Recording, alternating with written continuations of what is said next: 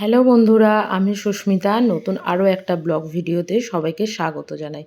নতুন আরও একটা দিন তোমাদের সাথে শুরু করলাম। কে কোথা থেকে ভিডিওটা দেখছো এবং কেমন আছো অবশ্যই কিন্তু কমেন্ট করে জানিও।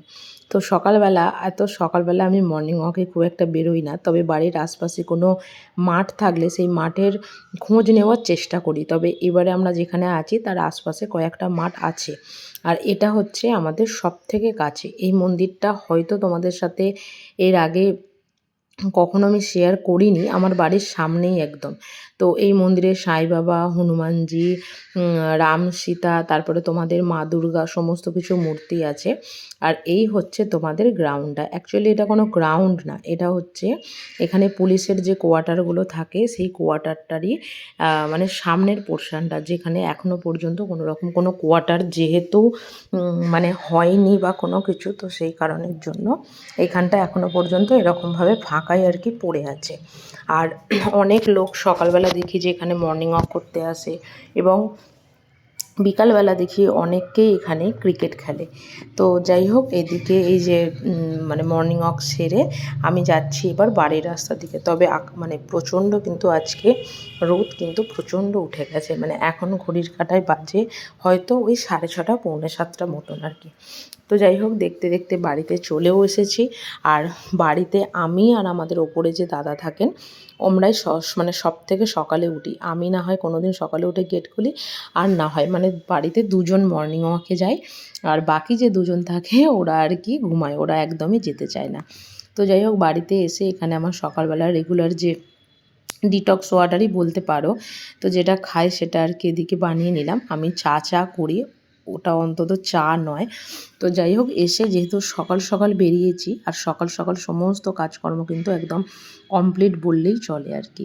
তো যাই হোক, এদিকে এই যে আমার সমস্ত কাজকর্ম কমপ্লিটের দিকে করে এদিকে চলে এসেছি ঠাকুর পুজো করতে। আর এই যে জবা ফুলগুলো দেখছো, বরমশাই আগের দিন সন্ধ্যাবেলা কোথাও থেকে গোটা 3-4 জবা ফুলের ডাল নিয়ে এসেছিলো, যে জবা ফুলের ডালে ছোটো ছোটো কুঁড়িও হয়েছিল। তো ও সেই কুঁড়িগুলোই আর কি ফুল ফুটে গেছে এখানে, তো সেগুলো বাইরেই রেখে দিয়েছিলাম, তাই ধোবার সময় সরিয়ে দিলাম। আর এই যে এখানে নয়নতারা গাছ, এখানে অ্যালোভেরা, সমস্ত কিছু এদিকে বসিয়েছে। আর ওই যে গাছগুলোতে এখন জল দিচ্ছি সেগুলো হচ্ছে জবা ফুলের ডাল। আর মাঝখানটা একটু জমি মতন মানে করেছে, ওটা হচ্ছে তোমাদের লঙ্কা গাছ। হলে অবশ্যই তোমাদের সাথে শেয়ার করব। তো যাই হোক, এদিকে আমার ঠাকুর পুজোর বাসন সমস্ত কিছু ধোয়া হয়ে গেছে, আর এবার ঘরে গিয়ে ঠাকুরগুলোকে পুজো দেব। তো এর আগের দিনকে তোমাদেরকে বলেছিলাম যে আমি বাতাসা কিনে নিয়ে এসেছিলাম। সত্যি কথা বলতে প্লেটেই একটা করে বাতাসা দিতে না আমার যে কি ভালো লাগে, তোমাদের সাথে এই যে ভালো লাগাটা শেয়ার করছি তোমাদেরকে বলে বোঝাতে পারবো না। তো যাই হোক, অনেক দিন পর মানে মা কালীকে একটা তোমাদের জবা ফুল দিতে পেরেছি আর কি, কারণ এখানে যে ফুলের দোকানগুলো আছে সেখানেও জবা ফুল খুব একটা পাওয়া যায় না বললেই চলে। তো যাই হোক, তোমাদের সাথে দেখো কথা বলতে বলতে আমার পুজোটাও কমপ্লিট হয়ে গেছে।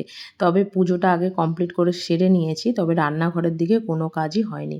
আগের দিন রাতে যে বাসনগুলোকে মেজে রেখেছিলাম তার নির্দিষ্ট কিছু কিছু জায়গা আছে, চামচ রাখার, ননস্টিকের কড়াই যেগুলো ইউজ করি সেটার, ছুরি, তারপরে এদিকে হচ্ছে কাঁচি, তারপরে হচ্ছে স্টিলের যে জিনিসপত্রগুলো হচ্ছে সেগুলোকে ওই ঠিকঠাক করে আর কি জায়গাতে রাখা। আর এই যে বাসন রাখার ঝুড়িটাও মোটামুটি আমার গোছানো হয়ে গেছে, মানে মোটামুটি অল কমপ্লিট।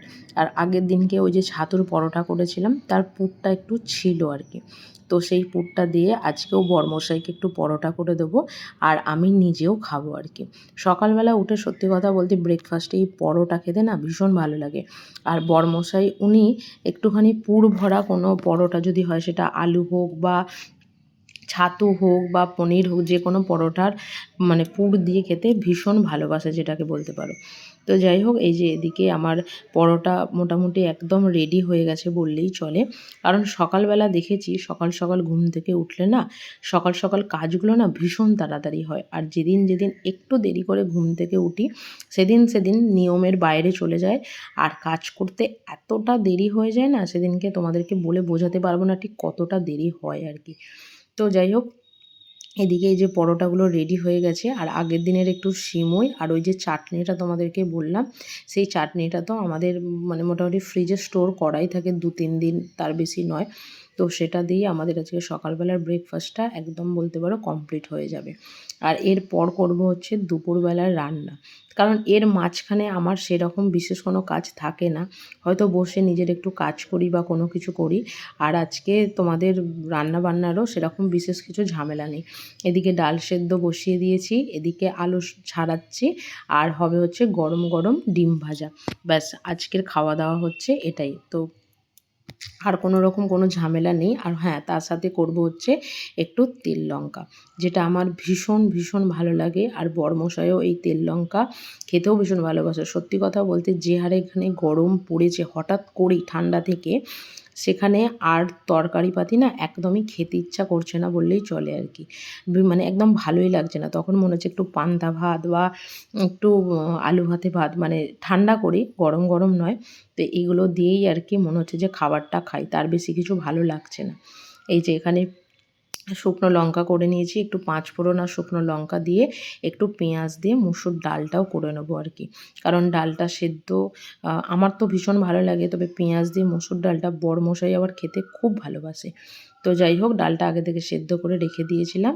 আর এই যে এদিকে এবার একটু সাদলে নিচ্ছে, তাহলেই আর কি মানে বলতে পারো পুরো কমপ্লিটের দিকে। আর ভাত তো হয়েই গেছে।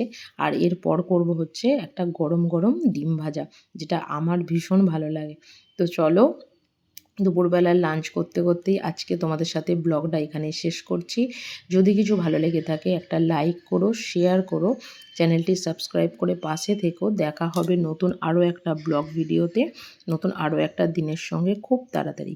সুস্থ থাকবে, ভালো থাকবে। আর ব্লগটা কেমন হয়েছে অবশ্যই কিন্তু কমেন্ট করে জানাতে ভুলবে না।